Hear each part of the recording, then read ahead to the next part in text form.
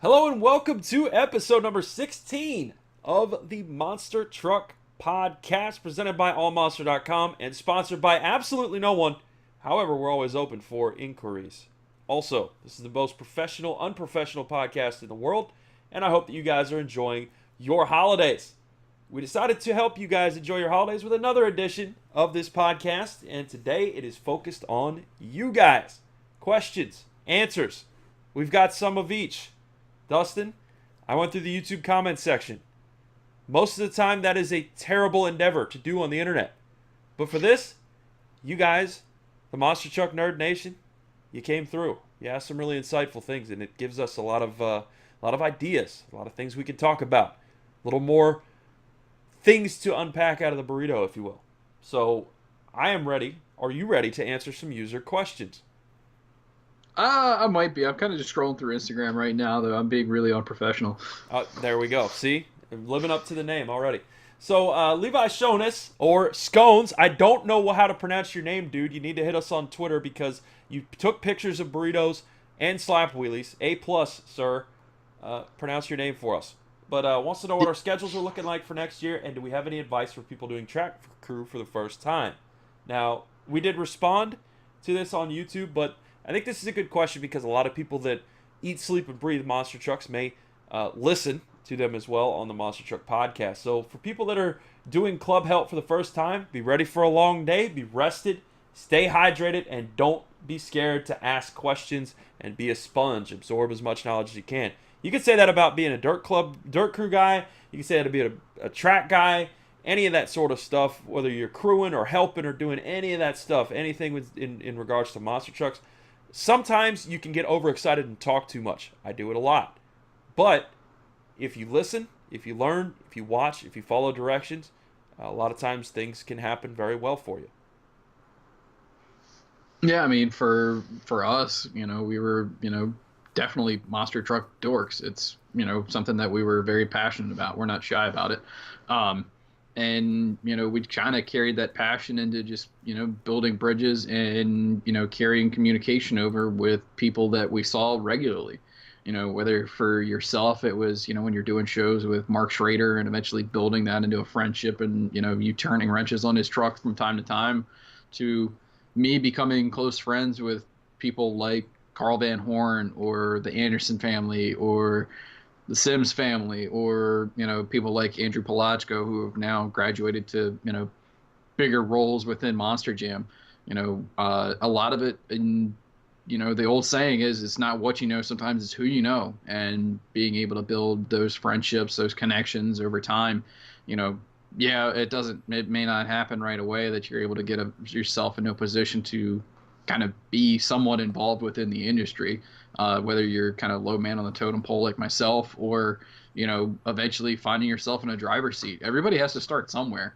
Yep. Cody Saucier is one of those guys that has said more than once that he would go to shows and volunteer and help out in any way possible, sleep on the floor in the hotel room of somebody just so he could be there and make it happen. Yep. And look at where it got him. He's one of the most talented drivers in the sport today, and one of the rising stars and futures of the sport. You have to kind of just stay in connection and in contact with people, and build those connections. And it starts simple. There are guys that started out just being, club help, like you were saying, and just volunteering at shows, and are now, graduated from being a tech official to being an event manager, or, running their own promotion, or, however, everybody starts somewhere. And so, yeah, definitely, make an impression, albeit a good impression. Be willing to work hard, because club help is not the most glamorous work in the world. There's banner hanging and plastic wrangling, and just it's not fun, or it can be fun, but it is not it's not how do I put this? If you're It's not expecting, slap if you're wheelies and expecting, burritos. yeah, if you're expecting it to be just like on TV, it's not. It's that simple, really. If you there's a lot of hard work that goes into what you end up seeing on TV. It's kind of a classic phrase that a lot of people throw around, but they're not just throwing it around when they've seen it and they've done it. For every 2 minutes that you get to run the truck in freestyle, there's, hours and hours of preparation. Even just going over a truck after a show where nothing has broken, even just prepping, maintaining, all that stuff, hours to get things together. So it's not something that you're doing for glory. It's not something that you're doing to be seen. There's a lot of hard work that goes into this. If you can get down there and you end up putting in that work with people and showing that you're willing to do that stuff, then yeah, there's a lot of respect to be earned before you're given it. And I think that if you're willing to do that and you understand that these are a lot of hardworking people that get a lot of people coming at them and saying, hey, I want to be a monster truck driver, or I want to do this, or I want to do that. Everybody wants to, but not very many people can actually get in there, have the respect, have the understanding, and be willing to learn. We were talking on the last podcast about guys like Brad Allen as well, Cody. The name list of people that have tried is a lot longer than the people that have made it all the way through to a driver's seat. It is not easy, and you've got to understand that you're not going to be club help at 2 shows and then get into a seat. Yeah, and I mean, there's the classic question is, how do I get to drive a monster truck? And as somebody that has managed social media for a number of the independent teams in the past, that question comes in at least every day to somebody's page. Yeah. And I wish I had a solid answer for you. Hey, yeah, definitely talk to this guy and magic. You pay a troll and you rub the bear's belly and boom, all of a sudden, hey, you're a monster truck driver. Doesn't happen that way. For some people, it happens a little bit easier than others. Some people had to scratch and claw their way to the position that they're in. It's there's a lot of different ways to it. There's no tried and true path, that's for sure. And what maybe it would have worked 5 years ago doesn't work today. But there's a lot of the industry itself is built off of the backs of a lot of people with a ton of dedication and commitment to making things happen. You look at some of the people that are in the driver's seat today that have really dedicated a large chunk of their life and sacrificed a lot of different things to get into the position that they're at. A guy like BJ Johnson comes to mind that has been kind of a journeyman, if you will, within the sport. BJ spent a lot of times out on the road, whether he was driving for Paul Schaefer or some of the different independent operations out west, to bouncing around to Bill Payne, to eventually finding himself within Monster Jam, and then spending an entire season or two as just a crew guy, turning wrenches for people like, say, Candace Jolly. I think he was one of her crew chiefs at one time, and then eventually getting the opportunity to drive for the company, and now he is driving one of their premier brandings, representing Gas Monkey Garage, and the allure that comes with that. There's a lot of time and dedication that went into BJ getting the position that he's at. And, it's, however many years and everything like that, but he's probably would be the first guy to tell you that it was all worth it to be where he's at right now. There were probably a lot of nights that were not so glamorous when he was running, from show to show, out west somewhere, whether he was running the shattered truck or, whoever's equipment back then, or, the grueling, strenuous summers that you would do with the Schaefer operation, going from show to show to show with, that camp. There's a lot of hours, a lot of grit, a lot of passion that goes into a lot of these people getting in the position that they're in. I'll say this just from this is again from a couple of nerds that have a little, just even a little super microscopic niche of doing the timing systems now. For me, I was a crew guy for a little while for Monster Jam. As a result of building up some of these relationships, that was never really my goal, but I loved monster trucks and I was willing to do whatever it took to get a little piece of the pie, if you will. I got to see some of the belly of the beast at the time. Was owned by different sort of operation, different sort of way than things were going now. We used to drive between shows. I remember doing a nice 40-hour Council Bluffs, Iowa to Anaheim, California trek, in the rig, doing all that sort of stuff. Those are the kind of things that you don't see. And just even from getting those little bits of experience and those little bits of things, you gain a lot of respect for all of the hard work that everybody does. I don't care if you are the newest, freshest crew guy on the newest, freshest, inexperienced team. You're a part of the business, and everybody can get somewhere with a little bit of hard work and a little bit of time put into it. But you're never a superstar. What I can't stand when I see, when I go to a show or whatever is, whether it's a driver or a crew person or anybody that's involved with the show, thinking that they made it. Nobody acts like they make it in the industry and then continues to have success. If they get this superstar attitude to them, then a lot of people get turned off by that. So that's what I would say is don't think that just because you knocked a couple tires off of a truck after a show that you made it and that you're important. Everybody's important, but not because they're a star. They're important because they're helping the show. And that's the big thing to remember. Yeah, and just even if you get to a role as a driver, the hard work doesn't just stop there. I mean, look at a guy like Jimmy Cretin and all the years that he has put in behind the wheel. That's one of the hardest working guys in the business. He's constantly running. They don't spend a lot of time at home. He's constantly working, constantly putting together shows or working on the truck and running an operation. There are guys that that know just how grueling that experience is. You can ask any number of the drivers that have gone through the Cretan camp at how grueling things can be. And they'll tell you, yeah, there's some nights where you're doing the overnight drive after a show to get to another show the next day. You get just enough time to pull the truck out of the trailer, go over it real quick, tire it up, and then the next thing you know, you're at a pit party and you're right in the midst of another show. I did 33 hours straight one time. And that's nothing compared to what some of these guys do. But that's just coming, like I said, from a person that's done a little bit, a very microscopic, unimportant little bit. Be humble and all that stuff. I did 33 hours straight, and it was some combination of displays and tiring up and tiring down and getting stuff together and pit party and something broke and got to fix it and all that stuff. And be prepared. You got to be ready. Get your rest in before first quarter, which is what we're going to kind of shift focus to here. Kirk Nagy is always in the comments section. Really well thought out, really really great comments. Just wanted to shout you out, man. We really appreciate those. And a lot of times Dustin's in here responding. I'll hop in there every once in a while. But he brought up several things I wanted to just touch on. Sad to see Mac Plecker and company sell, possibly get out of the business. Like Dustin said, anytime you saw Mac and Liz, you were sure to smile. Of course, their relation to the Haneys, who are also out of the business now.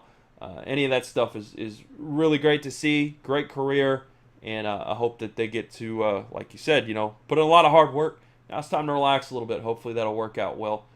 Mentioned the Garner, Deidre Ballard and Jeremy Haasman improving. Also seeing Chris Kohler. We're talking about work.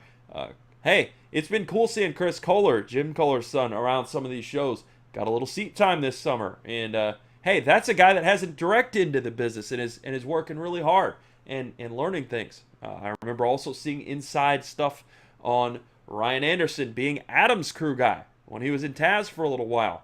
They had those dudes dragging their butts around the night after Adam tore up a bunch of stuff, putting shocks on trucks and stuff. It doesn't just extend to, okay, this is a family thing, you're in. Here you go. Here's your driver's gloves and your all that stuff. Everybody's got to work hard. So great points, man. Not really a focused deal, but I think he brings up some really cool stuff as far as that. It was sad to see the Soaring Eagle show not get renewed too. So you could probably shed some more light on that. Definitely good luck at your shows in Detroit, Saginaw, and Toledo, Kirk. Yeah, losing the Soaring Eagle show this past year was a massive disappointment. For those that aren't aware, the event that we're talking about is the Monster Truck Madness events that had taken place at Soaring Eagle Casino in Mount Pleasant, Michigan, that was put together by the folks at the casino as well as Monster Truck Throwdown. If you haven't seen anything from these events, you need to get out from underneath of a rock. Go to YouTube, head up Monster Truck Throwdown, check out the Inside Throwdown Volume 1. I believe that's the full 2015 event. I helped contribute some of the filming to that. Well, the majority of it, though, came from the likes of Kyle Carr, Andrew Pellegrini, DJ Geisen. It was really one of the coolest things that I was a part of. So much media talent. So much media talent in that group of names. But, they were really high level premier events. As far as the independent world is concerned, really some of the top level independents, crazy racing courses, crazy insane freestyles, events that were really kind of pushing the envelope in terms of the independent side of the world. Aside from, a couple other events like, say, a Charlotte, the dirt track at Charlotte event, the back to school bash that we've covered several times in the past, Virginia Beach and maybe Bristol, and maybe a couple other events to kind of fit the mold. Edmonton for Monster Truck Throwdown is starting to kind of become that, as some events that kind of are setting the mold, if you will, for what is the premier of the independent side of the industry. Boy, you better say Joliet, Illinois. Well, yeah, Joliet in the past, and it had been, and now is kind of returning to that kind of luster, if you will, with the Monster Mayhem events that Route 66 Raceway and Monster Truck Throwdown are putting together. That's starting to kind of get back to the way that it used to be, because Joliet used to be, one of those pinnacle stops for the independent side of the world. Some really fantastic events took place there. I know you saw many of them. Absolutely, yeah. I mean, you make a great point. I love seeing for lack of better words, the independent luster shows, as you call them. I love seeing that because it's another way to keep your seat warm, your right foot warm, and again, if you're not on the Monster Jam Europe tour, if you're not on some of that stuff, we're seeing more of a trend towards some, eventually some inklings, I think, of some year-round monster trucks. We always get excited for first quarter, but now there's a little more extension. We're seeing more shows in April and May and stuff like that. I love it. I think everybody wants more monster trucks, and I think the fact that the season is a little longer in some regards, there's more information available, more places, more venues, more stuff. Those are all good things. I can't wait to see another Joliet. I can't wait to see another Ontario show. I can't wait to see all that stuff. There's good quality stuff happening all over the monster truck industry, and I'll be the sunshine for the gloom and doom out there. I know there's a lot of great things going on, and I'm excited to see all of it everywhere. Yeah, and one of the things that I would love to see happen, in the future, I think there is some opportunity out there for the independent side of the industry to, kind of grow, and put together some bigger events, because Monster Jam definitely has their own little world with the stadiums and with the arenas, and they're growing international enterprises. There was just a Forbes article put out the other day about Monster Jam and its growing, international empire, and the potential for, further expansion into South America, further expansion into Southeast Asia and China, further expansion into Australia, further expansion into the Middle East, things that I don't think anybody ever really saw monster trucks doing. And It really is truly becoming a global thing. And Monster Jam, is untouchable in that regard, in that I don't think anybody really has the capital to compete on that level in terms of another promotion to be able to bring things to the stadium level, to that size that Monster Jam is at. But on the independent side, I think there is some wiggle room, if you will, to put together some more events maybe in the future that are like a Mount Pleasant or like a Back to School Bash in Charlotte. We saw some things like that, kind of start to foster themselves, roughly 10 years ago with MLMT, and there was God, massive we're old. potential We there. are so freaking old. That's It's been like that 10 Matt years. Damon gif where all of a sudden he just ages like really fast. I don't know what the movie it's from, but I just see that gif on the internet, and it's GIF, kids. I don't care what the guy says. If it says it's pronounced like GIF, it's GIF. It starts with a G. Shut up. Josh, darn it. Yeah. So, but yeah, dude, it's hard to look back and say, hey, 10 years ago, we were seeing what we thought possibly could be, the other future, if you will. Yeah. Obviously Monster Jam was doing great at that time and has continued to do great. I mean, we're here 10 years later and Monster Jam's as big as it's ever been. But on the independent side, we were looking at possibly having that as the summertime fun, if you will. The MLMT world looked very promising. We saw these events with really spectacular lineups, spectacular layouts, at these huge, motorsports facilities, whether they were NASCAR tracks or drag racing facilities or large scale dirt tracks with, NASCAR relation. there was definitely massive potential there, but one reason or another, and things we won't get into in terms of the politics and the inner workings of things, hearsay things, it sounds like possibly bit off too much, more than they could shoot a little bit too soon, and things kind of folded very quickly. It was sometimes stars burn a little bit too brightly too fast, and that one kind of imploded right away. Yeah. And there was so much potential there, and now that it's been 10 years, maybe there's some potential for a slow build up, and people can learn from the mistakes of the past and how to possibly foster things and grow things into something a little bit bigger. Yes. I don't know if we're ever going to see a full scale series like what MLMT had in mind, but you don't start there. That's the point. And you and I have had a lot of conversations about this, and want to bring it to the podcast too, because I think with a few views of different shows and different formats, and knowing your history, for lack of better terms, I think that if you were to tell me, okay, you are now a monster truck promoter, and you have the opportunity to do 10 stadium shows and hope they make you a bunch of money so that you can come back from a second season, or you could do 3 arena shows and 1 stadium show, and those 3 arena shows will make sure that you break even, and you can guarantee to come back for the second season. There are no guarantees, don't get me wrong.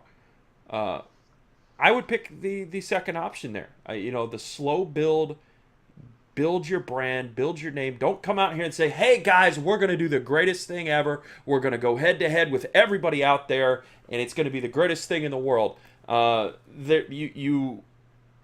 We've heard that before. We've seen that before. We've seen how it works out. We know the end of this story. You need to build some equity. You need to build some capital. You need to build some of that stuff. And my monster truck and my monster truck promotion does not exist.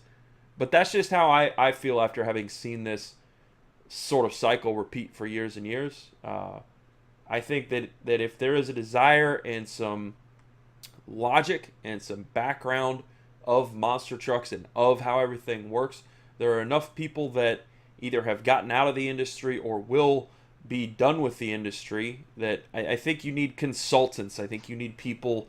You need people with money. You need people with time. And you need people with time and money.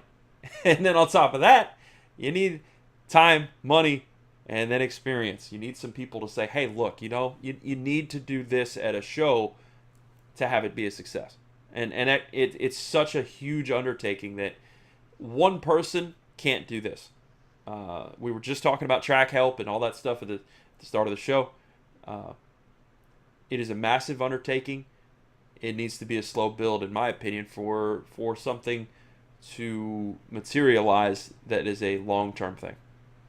Yeah, I mean, I growing up, we were, Tough Tracks dorks or Penda dorks or, whatever, and I think we've kind of all have, those of us that have been long-term fans of it have kind of longed for, that long, grueling championship with, storylines and plots, developing and everything like that. And, while I genuinely appreciate what Monster Jam has brought forth, with their points and, kind of bringing things back to the roots a little bit, the season's too short for really too many rivalries to develop, and they're spread so wide that, it's hard to make storylines happen, you connect when you can't guarantee the same lineup for 20 plus weekends or whatever to be a part of a long championship. And, that's kind of a victim of their own success, in that the brand has gotten so huge that they're able to have 4 and 5 different stadium events happening on the same weekend. And, it's a testament to the massive success that they've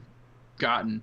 I think maybe, on a different end of the scale, we could see maybe something in the independent world, possibly develop to where, maybe someday in the future. I don't see it happening right away, but I truly would love to see something to where, you could have, a 20-week long, series, whether it's in a row or spread out across the year, however, but, 20 weekends or so, consistency a lot across the lineup, where it's mostly the same trucks every weekend, battling it out for a championship. But, whether that comes from, something that's already existing within, the current status of the monster truck world, or possibly, some new faces and names coming in to kind of bring something together fresh.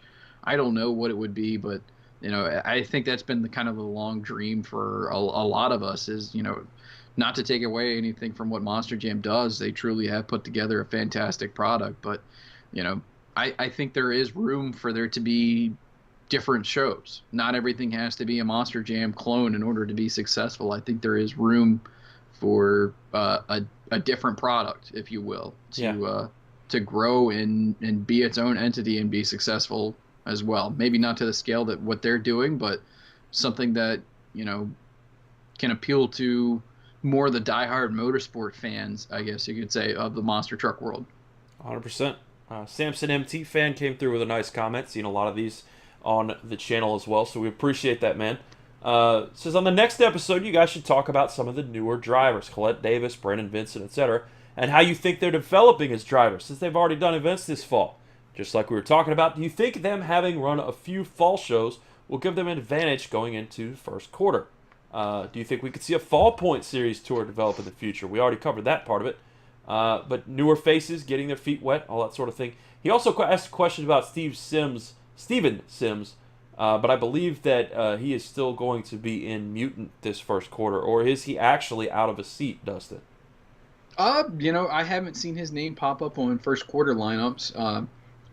And to be honest with you, I don't really know what the answer is with Steven Sims' future. Steven, I think, has proven himself to be a wildly entertaining driver. Mm-hmm. Maybe goes a little bit too hard too soon sometimes. He's definitely been guilty of that in the past, but somebody that is always fun to watch drive. There's definitely flashes of brilliance right there. It's one of those you just kind of have to hone in that raw talent a little bit. It was very frustrating to see that he wasn't in a truck last year during first quarter. And it would be a shame to not have him in a truck during first quarter, but, Monster Jam has shown some level of commitment in having him, pilot one of the Mutant trucks over the summer and into the fall, and have him a part of some of the international events that took place this year, whether it was, the first ever event in Riyadh, Saudi Arabia, to, I believe he was in Madrid and Lyon, France, over the summer with some of the European shows. I've known Steven now for quite a while. I think probably going back to when he was like 8 or 9 years old. And to see where he's at now and, become the level of driver that he is really impressive. I would love to get to see him, active in first quarter, but I don't know what the plans are for Monster Jam as far as, Steven, perhaps maybe he's just going to be, the top level fill-in guy if they need him during first quarter, and then have him reserved for international events. We've seen some drivers kind of not be full-time drivers, if you will, and getting some international seat time. Chad Tingler comes to mind. He's been a part of some of the international shows this year, and he's no longer kind of a full-time role, but is still kind of an advisor to some of the younger drivers. I believe he was following around the Triple Threat Central Tour last year as kind of an advisor and, feeding info to some of the newer faces that are still kind of cutting their teeth.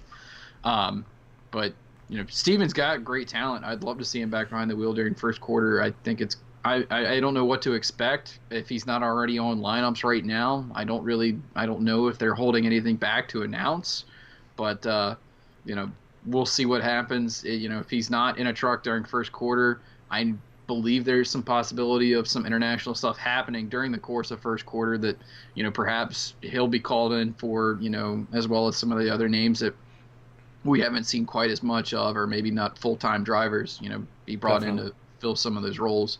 Definitely. Other names that he touched on, Colette Davis, Brandon Vincent, a lot of new names, a lot of new people being funneled through now what is pretty much, I would say, the Monster Jam system, going through the Monster Jam University or having a motorsports background or a crew background. Good to see Vincent get a seat. Of course, he's put in the time, just like we were talking about earlier, working on Ryan Anderson's truck. Seen him do the work. Now he gets a seat in Digger.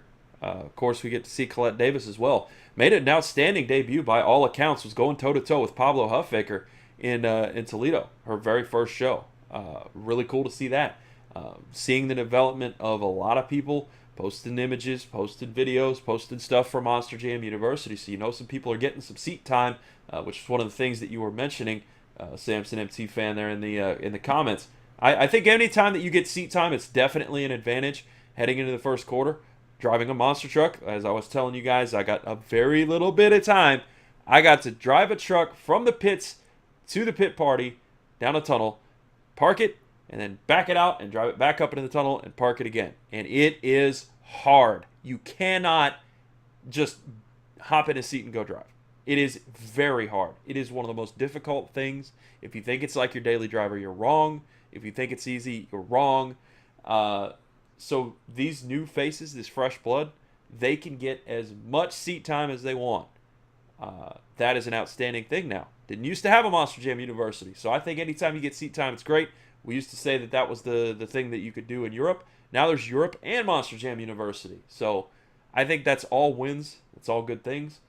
Seeing the people that have worked on the trucks and drive them now, like Vincent, that's outstanding to me. I have a soft spot for that.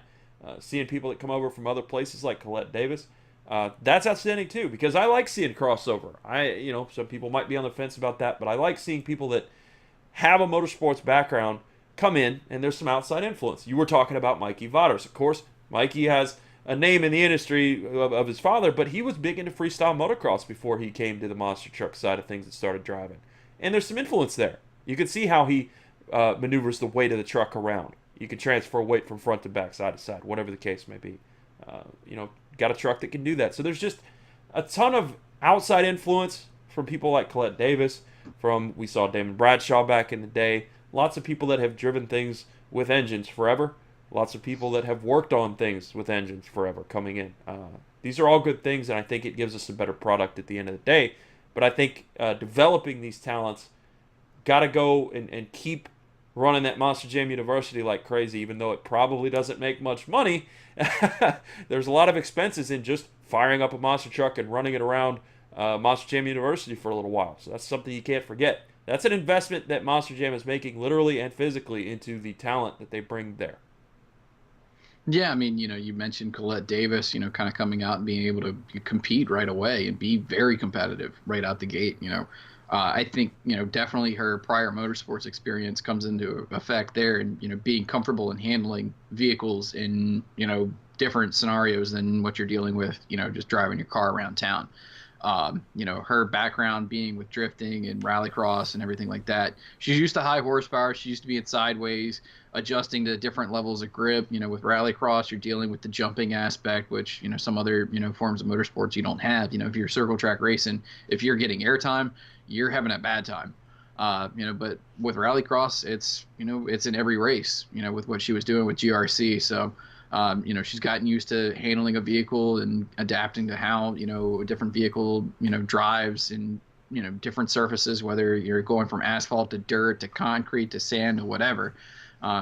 She's got a lot of experience under her belt and motorsports wise, and she's a cool personality in that, she's a young face. She's bringing a different attitude to the table, with all of her motorsports experience. She's kind of a hands-on gal, and she's got a YouTube series right now. She's kind of going through and building her dream car, if you will, drift mobile. And then, we've talked about Brandon before, coming in as a, long-term crew guy and getting his shot finally.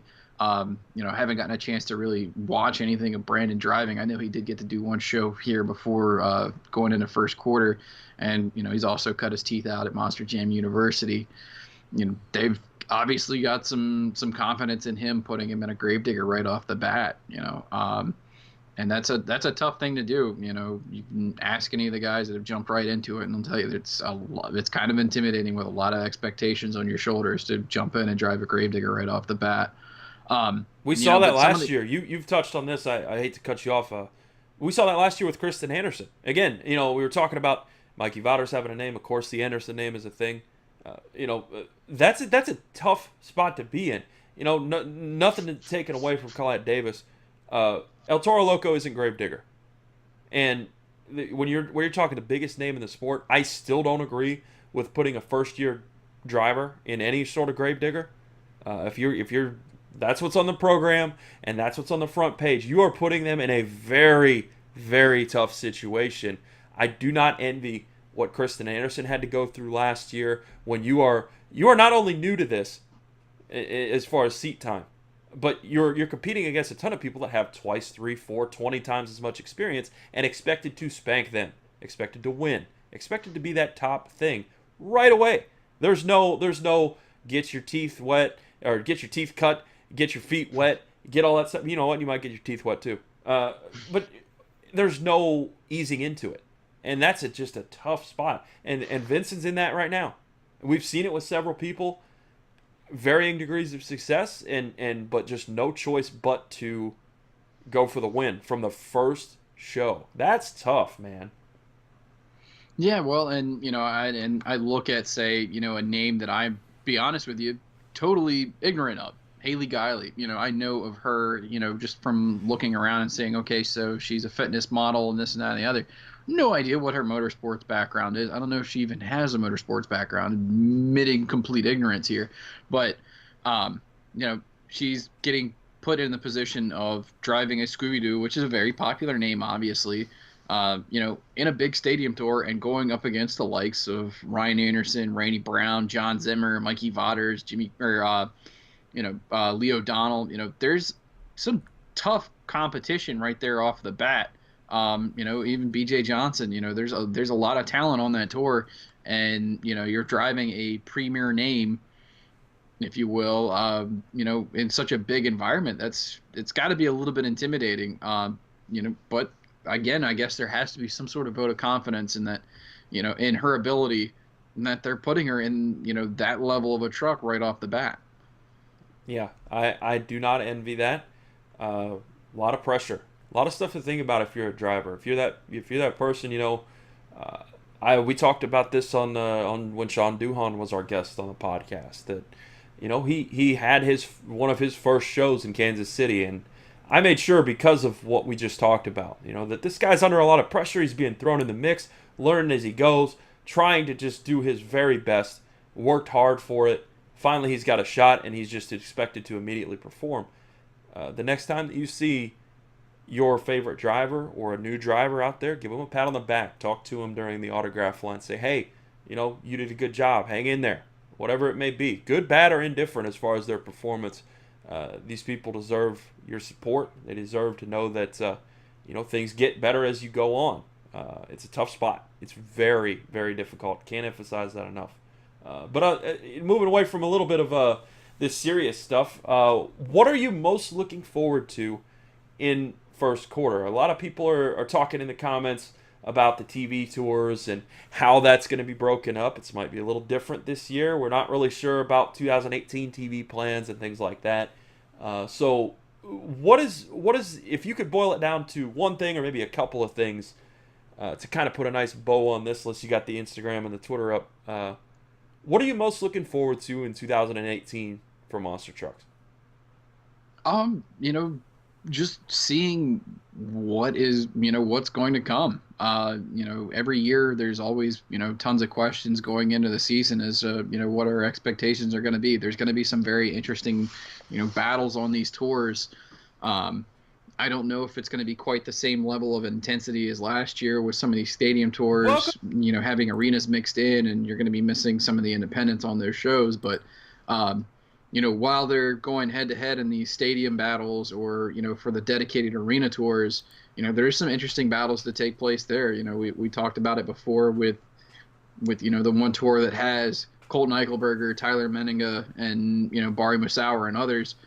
There's some very interesting battles there, but then you have some other tours that have got the likes of, say, Cynthia Gauthier and Camden Murphy and Tristan England and others that are, very talented and very capable drivers, but they're all still very fresh faces, if you will, within this. And, they've got their own opportunity to kind of have their own battles within that tour to, shake things out and possibly, sneak their way into the World Finals.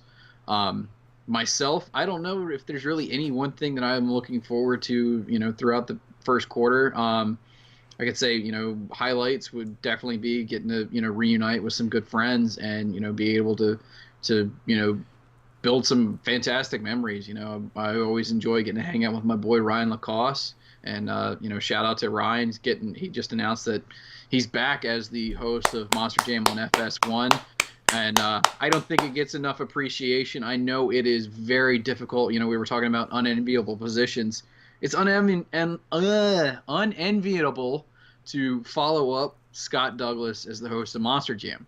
Yeah. The dude was the voice of Monster Jam for how many years?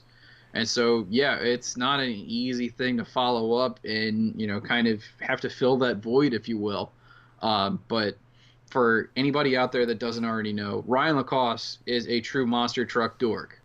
Ryan Lacoste and I have been up at 2:30, 3 o'clock in the morning talking monster truck stuff like, you know, anybody else, like you guys might do at home talking to your buddies that are also fellow monster truck dorks.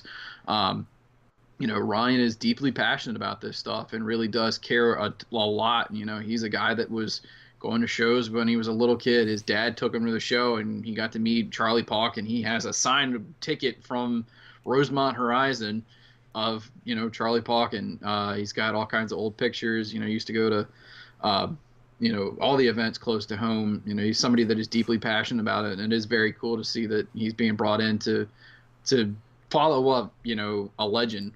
And Douglas is probably going to cringe when he hears me call him a legend. But listen, like we told you at the start of this thing, if you put in the work, you get that status. No question. Yeah. But seeing Lacoste come back and do this, that's outstanding, man. I love seeing people that have the passion, that put the work in, that did all this stuff and didn't expect anything back, get something back. And that's Ryan in a nutshell. If you listen to his stuff, I remember telling you when the season recap came out before the World Finals and Lacoste was voicing it over along with Tom Mintz. He did an outstanding job.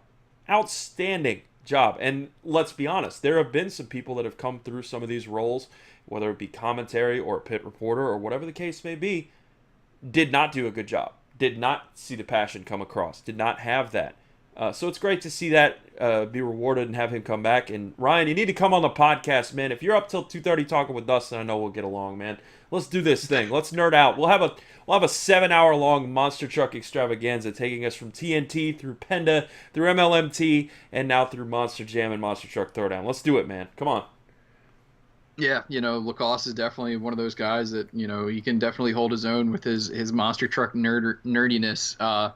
You know, but, you know, he's also got that ability to kind of be likable and presentable to a wide audience, and you know, genuinely a fun dude to be around.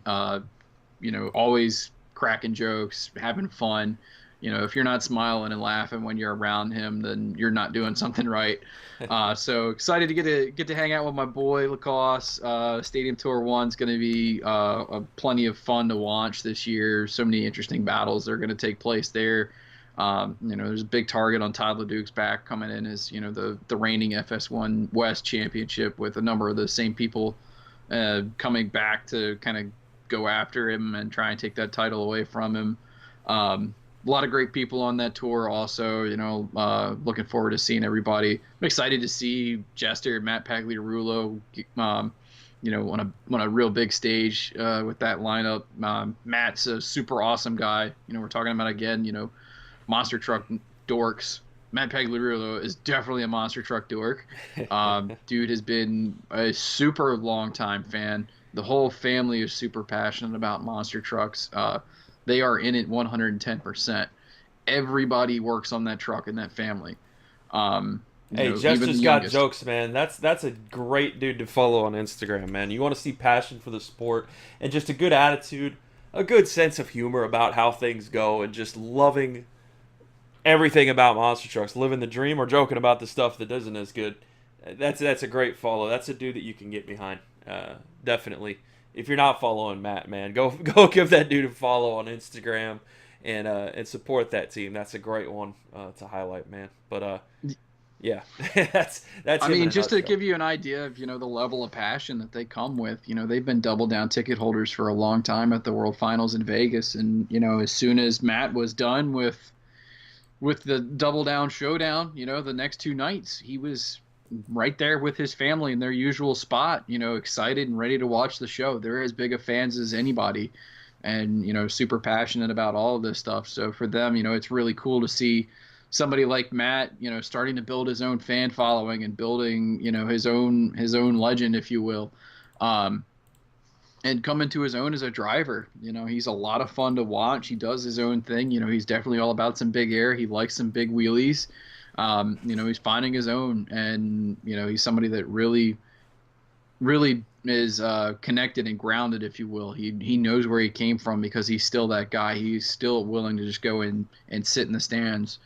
He was at Englishtown in New Jersey back in September, the end of September. That same weekend, Monster Truck Throwdown was a few hours south at Bridgeport Speedway. And they didn't have a Sunday show, so they were like, all right, well, hey, let's go check out the Throwdown show. We're Monster Truck guys. We want to go see what's happening. We're going to go see our buddies, and we want to go and support. And if we can, we'll help out with some guys too. And when Greg Witchenbach needed some help getting the crustacean loaded in the trailer after a blown motor, those guys were jumping in and helping out. They are super passionate about it, and that's those are the people that I really love getting to see throughout the year, in first quarter. So it's awesome to see them. I get to see Jim Kohler every weekend, and that's always awesome. I've been really spoiled with that over the last few years. Yep. And to have that again, fantastic. Yep. Yeah. Yeah, I think looking at all this and thinking about what brings us together as far as this stuff, the idea of this whole podcast was to share the passion, share the excitement, share the dorkiness for monster trucks. And I'm most excited about going to these couple of shows that I'm going to be at, and just reconnecting with old friends and seeing the progression of some of the newer faces in the sport. And then we'll have the whole range. We'll have everybody from the newest rookie to the Charlie Pockets of Tom Menses. And I'm really excited about just seeing everybody come along, getting some pictures, sharing the passion, and that's what it's really all about. To be able to give you guys one thing, I knew Dustin wasn't going to be able to do that. It was a loaded question, dude. Sorry. It's the same for me. Honestly, I can't wait to see Chucky drive again. I worked on his trucks. I didn't do a good job. I did my best. But, being able to see him again, being able to see Mark Schrader again, being able to see and maybe say, hey, Jamie, I know you don't know me, and I'm weird, but I know this guy named Dustin, and they'll go, oh, Dustin. Yeah, it's like, that's the cool thing. Is they'll go, oh, Dustin? Cool. Dustin knows what's up. Like, let me tell you about what we're doing, what we're working on, and you're cool. There's a whole aspect of that I just love. It's like, you're a nerd, I'm a nerd. Let's nerd and do it over some monster trucks. I love the whole thing. Yeah, I kind of liken, the downtime right now to almost being like the awkwardness at the tail end of summer break when you're in school, and that you've been away from everything for a while, and maybe you don't see some of your friends over summer break when you were in school, and you're starting to run out of things to do in the summertime. And while you don't really like some aspects of having to go back to school, at least you can just see all your buddies again. And for first quarter, like, yeah, I'm totally excited for first quarter, but the airport grind, the travel, sometimes, that gets old. Occasionally, you got to pump yourself full of vitamins just to make sure you're not getting sick because you're going through airports with 10 million people. And, the 6 a.m. wake-ups, getting back home at 2 o'clock in the morning, it gets rough. I shouldn't complain too much because it's a truly awesome position to be in. But that's the thing. It's not the most glamorous thing in the world sometimes when you got some dude spilled over into your seat and is snoring on you at 6 o'clock in the morning. And occasionally I am that dude that spilled over into your seat snoring at 6 o'clock in the morning. I was going to say, guys, don't be that guy. I'm sure we have before. But yeah, man, that's the beauty of it, man. I can't wait for 2018 monster truck season. If you guys know of any other shows I should check out on the West Coast, then feel free.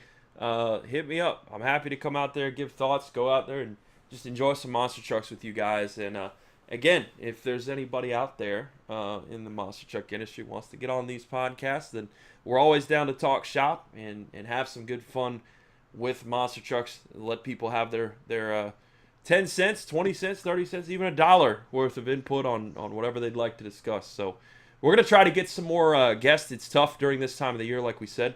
But we have some people in mind, and I'm excited for the future. And I appreciate everybody leaving comments, tweets, Instagram messages, the whole 9 yards. You guys are great, and it's always exciting to run there and run down all the shows and do this stuff for you guys.